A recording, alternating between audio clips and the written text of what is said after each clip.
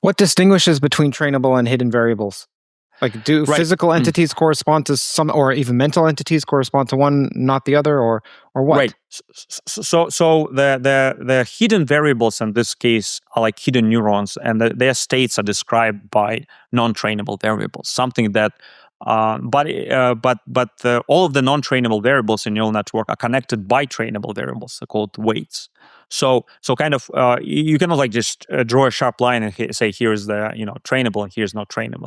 Very much like in physics, you cannot say here's electromagnetic wave and here are electrons. They're coupled. They're all communicating through each other. Now, the difference of a hidden non-trainable variables and a physical non-trainable variables is that the one that are physical, they've organized themselves in these three-dimensional structures, and they've kind of discovered the effectiveness of using three-dimensional space for exchanging information and minimizing their loss function. The hidden space at this point, they can have arbitrary connections to each other. There is, it's not maybe a good idea to think about. Initially, you have a soup of neurons. Everything is connected to everything, and it's all hidden in a sense that no physical space had yet emerged.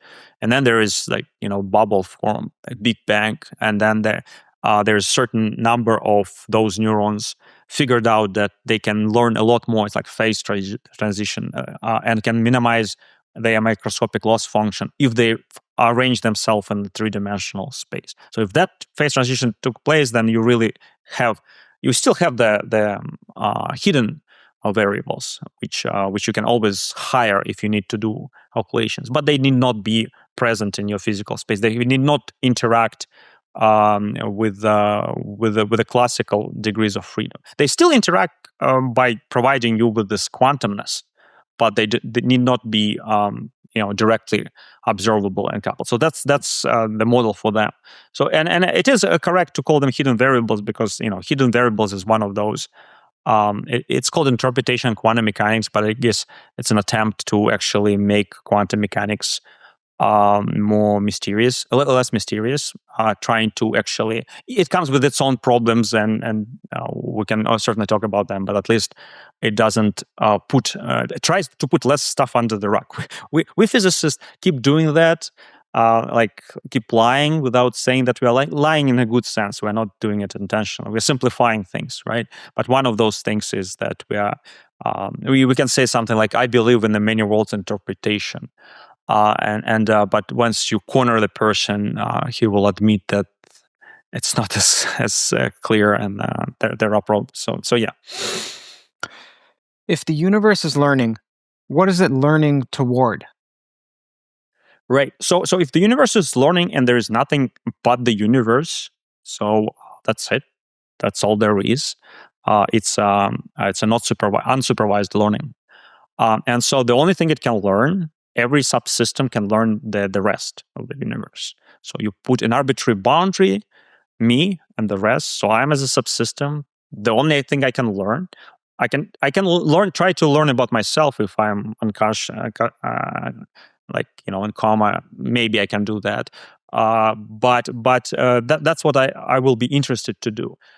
And that will actually help me also to survive. The more I learn, now we are moving to the biology level, where we've done a lot of work trying to understand how this exactly works. But basically, organism has to learn its environment, model its environment, in order to better predict how our environment will behave. And then once it's able to predict it is more likely to survive. So this is what you have to do in order to survive. This is very so first of all, it's similar, of course, it's to natural selection, but it's similar to the phenomenological model that Carl Friston is constructing, where he's trying to say, okay, well, let's define some phenomenological function that maybe our ability to predict the state of the environment is what and what I'm adding to this story is that yes, that's great, but let's actually dig deeper and give a microscopic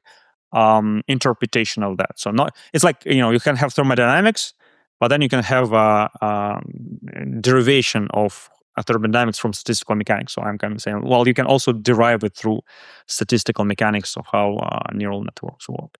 So that's the idea. So then coming back to your question, every subsystem is learning the rest, right? And we are not different. We are, as our cells are not different. That each cell is learning how to fit best into the organism, and so that optimize its own loss function. And the society isn't different.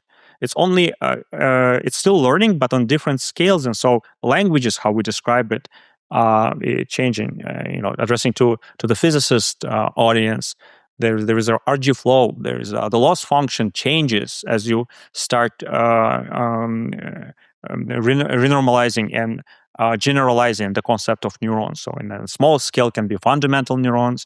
On a bigger scale, it can be subnetworks like particles. Then you can have something like cells, people, civilizations, and societies like that. If I recall correctly, your second law of learning is that learning efficiency is proportional to the Laplacian of the free energy. Is that correct?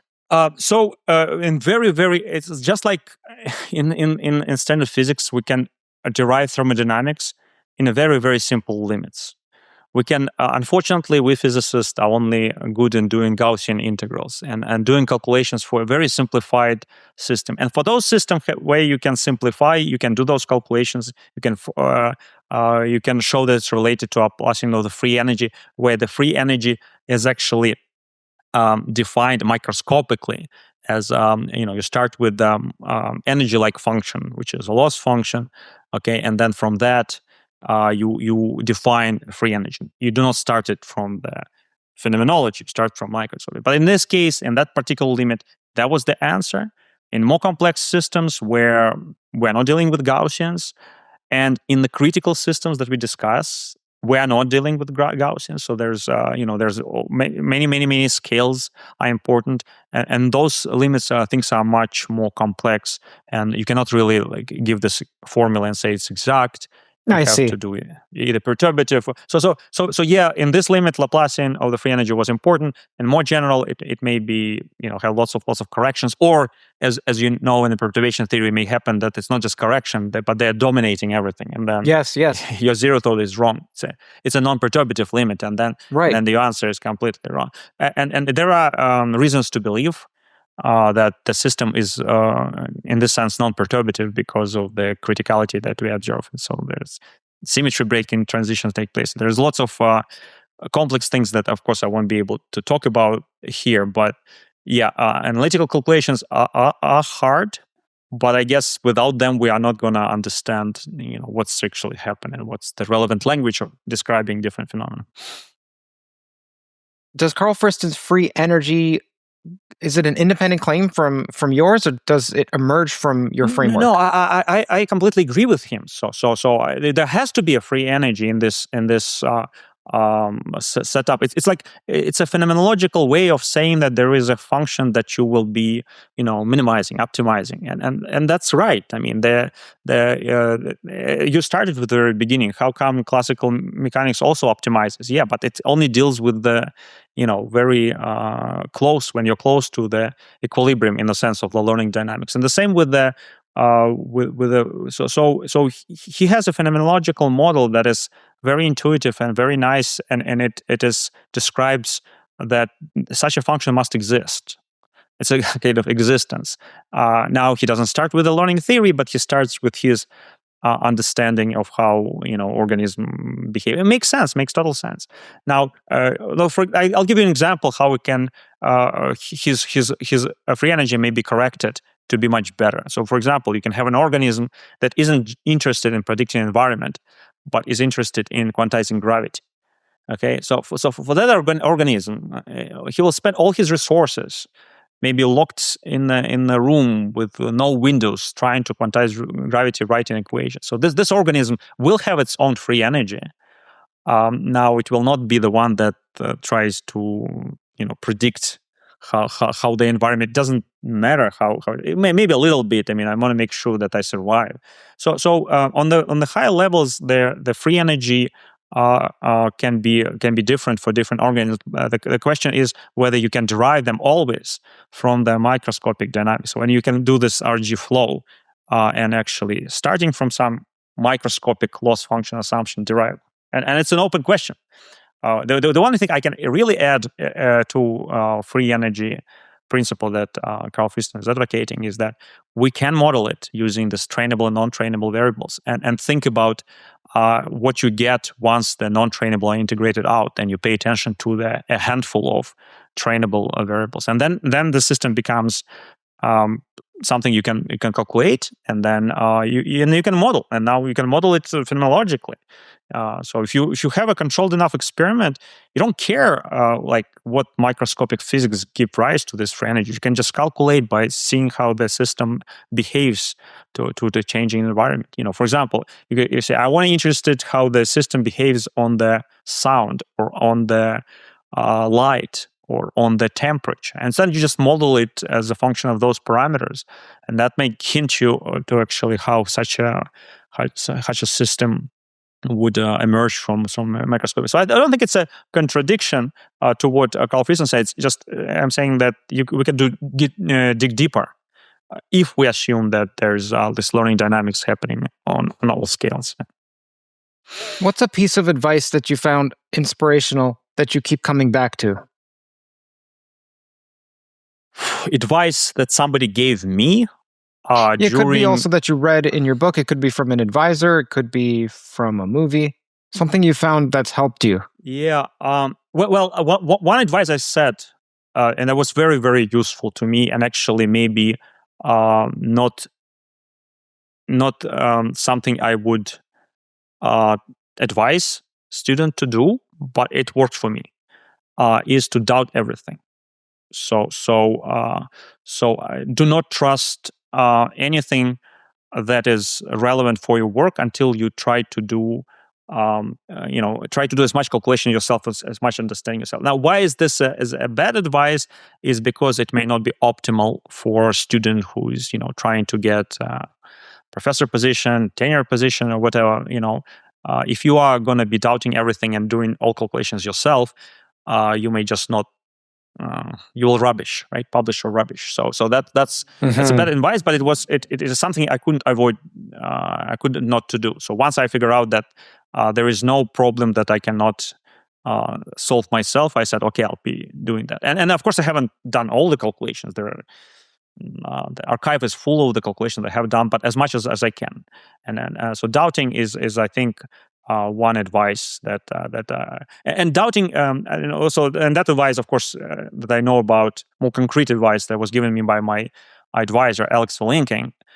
So he, I would come every day with some new idea, and he gave me advice that somebody gave to him, and then I don't know how long it was. And the advice was, you come up with some idea, with some theory, with some equations, and then the next day, you should try to criticize it as much as you can. So like you flip it and try to act as if you are opponent to that idea. Have this odd and even days of the. It's very helpful. Like really objectively look at what you have done and say, no, I don't like that you have done it. I'll try devil's advocate, right? So I'll try to disprove it and find all of the problems with it. And that's why whenever I'm talking to you, I'm saying, look, I know why it's may or may not work. So I'm not trying to sell you, a used car and without telling you that, something is broken, because that wouldn't be fair. I wouldn't feel right, and I would be confident about the calculation that I had done. So yeah, constantly like flipping with this. Why is this wrong? Okay, one day is come up with ideas, do calculations. Next day, try to criticize as much as you can. And maybe like last statement here. Now the ChatGPT is horrible in doing that. They or other language models. They tend to agree everything you say, and so my advice is push it into. If my advice not to use ChatGPT for correcting your work without you verifying it. So no, using it for correcting your work is fine. Using it for suggesting ideas is fine. Like it's an excellent tool. We just don't know how to use it yet. We are completely we are students of LLMs. Once we learn how to use it, but never trust or verify. We say in Russian. You should always verify it, and you should to the point that you redo the same calculations many times. Because honestly, how many times we make mistakes when we do calculations? Well, I do mistakes all the time. We all do mistakes, and so you should keep questioning that, and so it's related to doubt, but doubt even your own ideas. I guess that's my advice. That was given to me. Hi, everyone. Hope you're enjoying today's episode. If you're hungry for deeper dives into physics, AI, consciousness, philosophy, along with my personal reflections, you'll find it all on my Substack. Subscribers get first access to new episodes, new posts as well, behind-the-scenes insights, and the chance to be a part of a thriving community of like-minded pilgrimers. By joining, you'll directly be supporting my work and helping keep these conversations at the cutting edge. So click the link on screen here, hit subscribe, and let's keep pushing the boundaries of knowledge together. Thank you and enjoy the show. Just so you know, if you're listening, it's CurtJaimungal.org, CurtJaimungal.org.